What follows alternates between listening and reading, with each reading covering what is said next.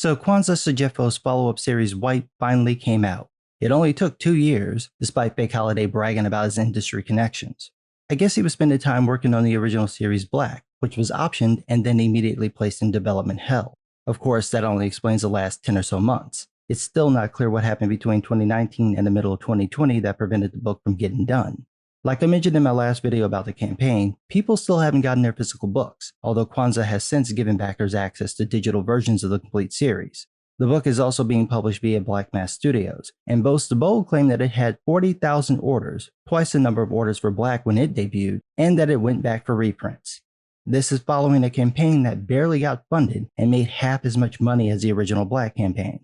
Now, I could say that this is a great book, but as talented a liar as I am, even I can't tell that lie with a straight face. The first issue of White is just as bad as you imagine for exactly the reason you think. Kwanzaa is a terrible writer. Don't take my word for it. Read Black and its spinoffs. Read Ignited, which he co-wrote with Mark Waid. Fake Holiday is a comically bad writer. It's the kind of writing that makes college teachers giggle when they read it out loud. It's poorly paced, essentially unstructured, lacks any sense of context, is riddled with dated, lame jokes, and has characters flatter than Brie Larson's acting. And all this is before the unrelenting anti-white racism found in every book in the series. There is no such thing as subtlety in anything this dude writes. It's all on the nose, like his was on Mark Waid's ballsack. And for those of you who think I'm being too harsh on Fake Holiday, here's the recap that opens the book. Quote, "It's been 3 years since the world learned that only Black people have superpowers. Theodore Mann, whose family exploited empowered Blacks for centuries, is now President of the United States." Now you see why I say he's a terrible writer? How in the hell do you oppress superpowered people for centuries, long before there's any technology that would even out the advantages the superpowered people would have? These are basically mutants, so take someone like Rogue. How do you stop her? If you don't know how her powers work, what's the first thing you're gonna do? Touch her, and then she'd kill you by accident. How many people's minds could she absorb before you manage to actually kill her? Take someone like Wolverine or Sabretooth. Short of beheading them, you're screwed. Cyclops, Havoc, Nightcrawler, Gambit, Strong Guy, Multiple Man, hell, even Cypher would have you thoroughly fucked. And you might have noticed I've left out a certain group, the Psionics. All it takes is one white queen, fucked. Add in a Jean Grey or Xavier or Franklin Richards, fuck you Dan Slotty's still a mutant, and it's over. They're too powerful for you to have a chance to control. So how in the world did the Mann family spend centuries exploiting people who could kill them by accident? No explanation. Not in the Black comic or any of the spinoffs. None. We're just supposed to believe regular white people are so powerful and so evil that they could oppress Black Superman without an ounce of kryptonite, excluding white women, of course. It continues, quote, "Mann's administration has exacted controversial measures to deal with the empowered he's deemed terrorists." How? Remember, all this went public at the end of Black. It was live streamed to the entire world, so everyone knows about these people. Do you think other countries wouldn't be scrambling to get as many Soup Negroes into their countries for an advantage? Do you think all countries would support the oppression of the Soup Negroes? You think African countries wouldn't immediately try to find their superpower brethren and start wreaking havoc everywhere? Even if you kept this within the US, do you think all people would support these measures? Keep in mind, Kwanzaa wrote this before the BLM riots of 2020, but we all saw what happened. Violent Black people were allowed to pillage, torture, and kill with impunity. Of those who were arrested, most have been released. This idea that Theodore Mann could overtly target Black people and become president is complete bullshit.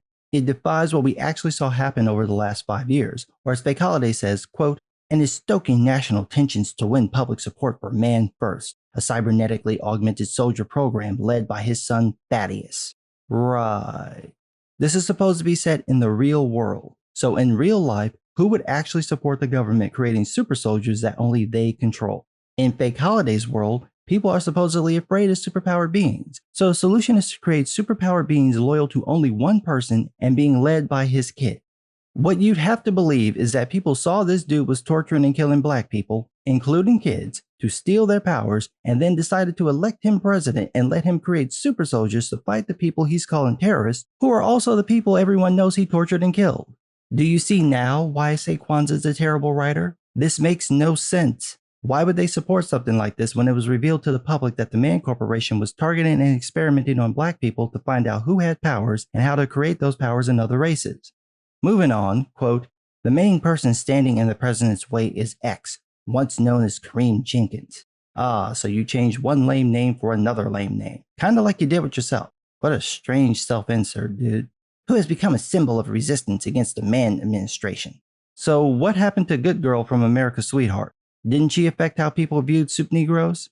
I mean, sure, she and her sister went half-assed Dragon Ball all over the planet, but you'd think some people will remember her since she was plastered all over the news and that she still be active. Why would Kareem be the symbol when the public already knows and likes Good Girl? But it gets dumber. Quote, X's one-man opposition has thwarted Mann's efforts both public and private.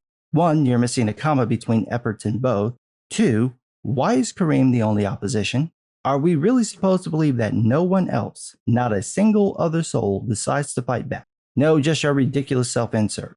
This is harder to believe than Xavier being the only person to try to help mutant kids. It's completely unbelievable, especially since there are 3 Soup Negro factions in the damn story, and 2 of them are actively opposed to the government, and one is more violent than the other. It's impossible for Kareem to be the only one acting, but apparently he's, quote, drawing attention away from X's teammates in the project so they can save and empower blacks from government capture. Right. So these people whose faces went viral and are people everyone is looking for are saving folks from government capture. Folks who could tear down pretty much anyone coming after them with minimal effort.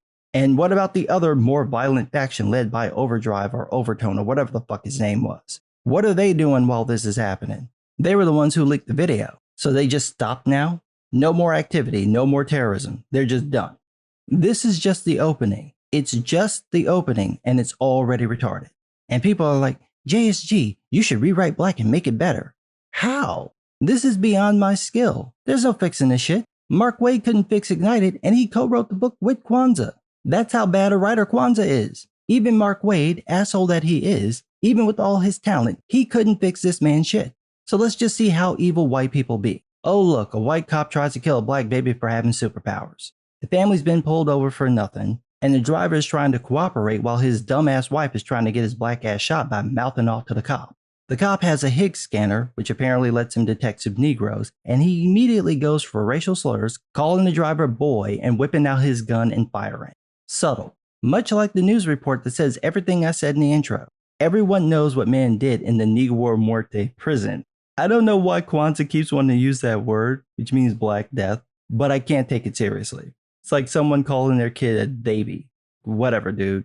So having seen what Mann did to black people, he gets elected anyway and gives this ridiculous speech with lines like, quote, "You all here with me today because you believe in freedom, to not live in fear of those who would wield power to take away our freedom that they hate."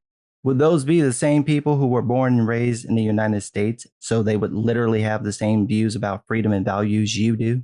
Would these also be the people you tortured and killed who would have every reason to rebel against someone like you?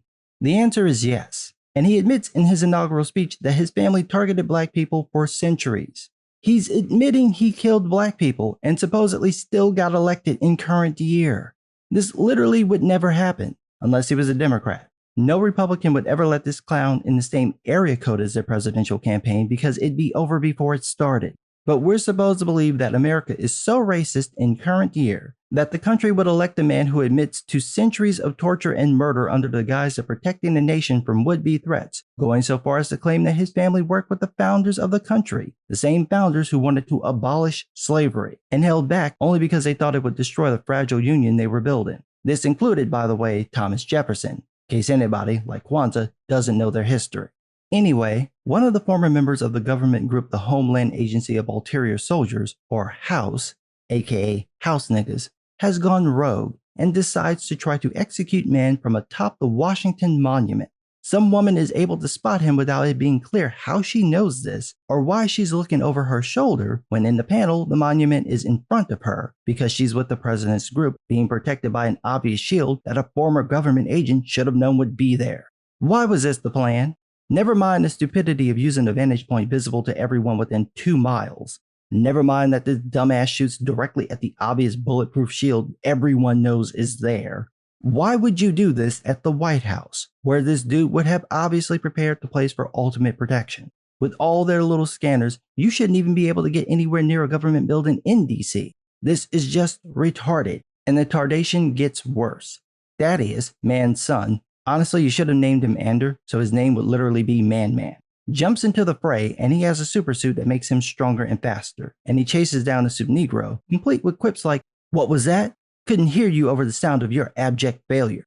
He's also live streaming this, so when he uses the racial slur boy, apparently current year America is just cool with it. He manages to take down American Eagle, that's the Soup Negro's name, but as he goes to capture him, Kareem shows up.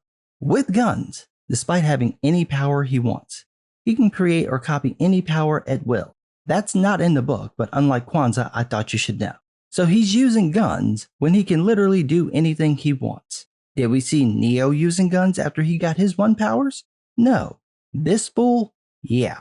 We get more dated, terrible banter like, yo, so you man's kid in that suit, right? Chad, Brad, Ted, it's Thaddeus, asshole. We also get this throwaway line about O, Overdrive or Overtone, the leader of the more violent Soup Negro faction, being run out the country. Don't explain who that is or when this happened. Nope, just throw it in there like everyone knows what you're talking about. Meanwhile, Kareem and American Eagle escape, and we get Juncture, the leader of the project, watching the newscast about the event. And there's another mention of some attack in the South that left it frozen. We're 13 pages into the story, and we've had 3 mentions of things that happened in the previous series or off-panel with no recap of what the hell anyone's talking about. This is a common trope in Kwanzaa's writing. He doesn't just assume you've read his previous books, he also assumes you know all the little tidbits only he would know. You can't just reference this stuff and not explain where to find it or what you're talking about. An asterisk and a caption box would solve this problem, but no, Kwanzaa's too good a writer for that. His stories are so well written that they're expansive, and yet self-contained, but still expansive. You don't need to read everything, but you do. But you don't. But you really do. But you don't. In the middle of this, other members of the project help Kareem, so that line about him being solo? No. You can't even keep your shit straight for more than 15 pages. You didn't undermine your own opening. By the way, all of this is being streamed by Thaddeus, so everyone can see these niggas whooping their ass. Again, when I tell you that Fake Holiday is a shit writer, there you go. All you had to do was remove that line. One line gone, problem solved. But no, you want to be clever, so now you're contradicting your own intro. Anyway, Kareem gets caught by Thaddeus, who again spouts lame-ass banter. You thought you were hot shit, huh? You thought you and your SJW pals were winning? Oh no, Kwanzaa. I feel like I've been hit with the power of 1,000 slaves. That's actually funny. And that was probably a throwaway line Richard Clapbacks My Speciality Meyer came up with on a whim. You had years to come up with a clapback to devastate your critics, and the best you can do is have your residual self-image mouth some shit about SJWs. Is that it? Is that all you got? That's all you got. You have to understand, Kwanzaa's actually trying. He's just a really bad writer. Case in point, Thaddeus says something about Kareem coming at him with his real body. And Kareem says that had his records not been destroyed, Thaddeus would know that they're all his real body. Now, I've read all the Black books, and I have no idea what the fuck he's talking about. Nowhere in this fight was there any mention of Kareem using a Kage Bunshin. None. It would appear he's physically there fighting people. So why would Thaddeus say anything about his real body? It's never explained what the hell he's talking about. Neither are Kareem's powers explained. He can create, copy, or counter any powers he wants at will, except for flight for some reason. By the way, none of this was in his records because the ones they destroyed were from before he knew he had powers. I haven't read the book in 3 fucking years and I remember this. His powers are never explained during this fight. He's just doing stuff at random, so it's unclear what exactly is going on. You need to know what his power set is for the fight and banter to make sense. Just a couple of throwaway lines. I hear you're adaptable. Adapt to this. Something like that to hint at his powers.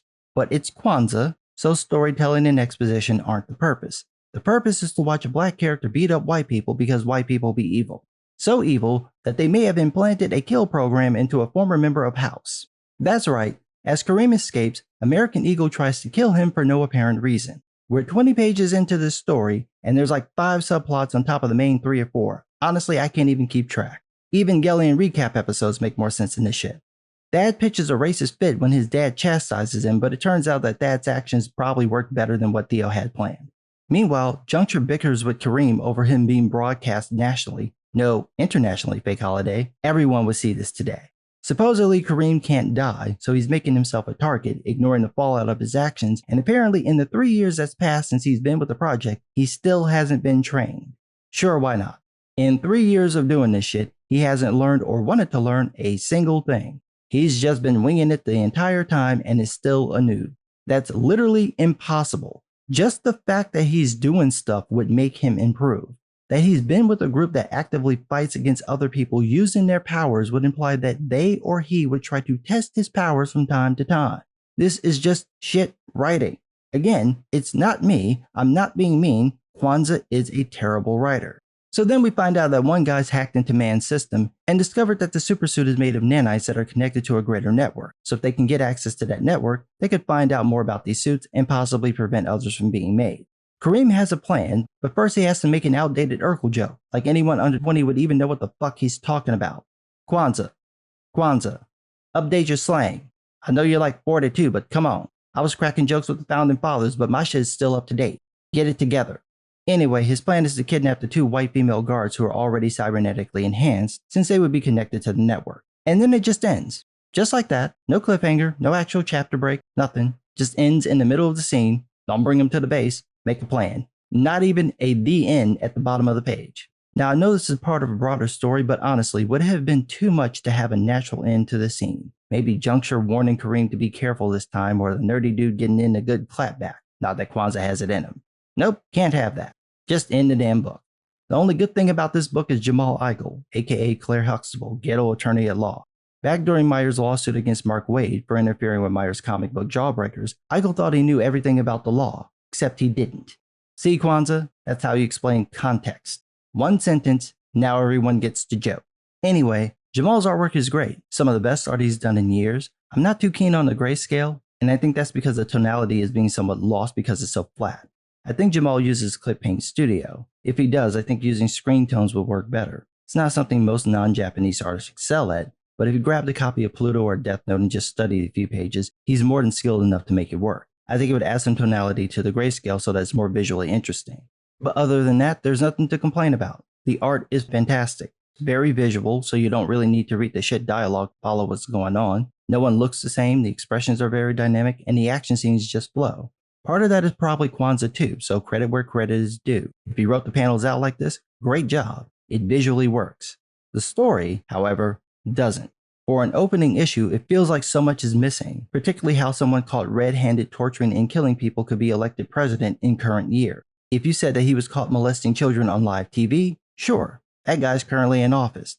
But centuries of torture and murder and everyone's cool with this? Nope, not buying it. If you want me to buy this, you need to show how it happened. And that's actually the story Kwanzaa should be telling. But like with Black, Kwanzaa skipped over the things people actually need to see in order to make his political point about how white people be evil. And just like before, we've gone through an entire issue and every white person we've seen is a villain. There are no bad black people. The only guy who could be is clearly a Manchurian candidate. Only white people are bad, apparently for just being white. It strains credulity, and knowing Fake Holiday as I do, it's only going to get worse. Like I mentioned at the beginning, the entire series is available digitally for backers on Kwanzaa's site, but I'll review these as they're released by Black Mass Studio because then I'll make more money. In the meantime, just go read God Loves Man Kills by Chris Claremont. That's what black and white are supposed to be, but Kwanzaa has neither the skill nor the talent to get anywhere near Claremont's level. So just go and read the real thing, and spare yourself this ridiculous racism. But what do I know? I'm just some guy. I know that this shit is racist as fuck. I know that.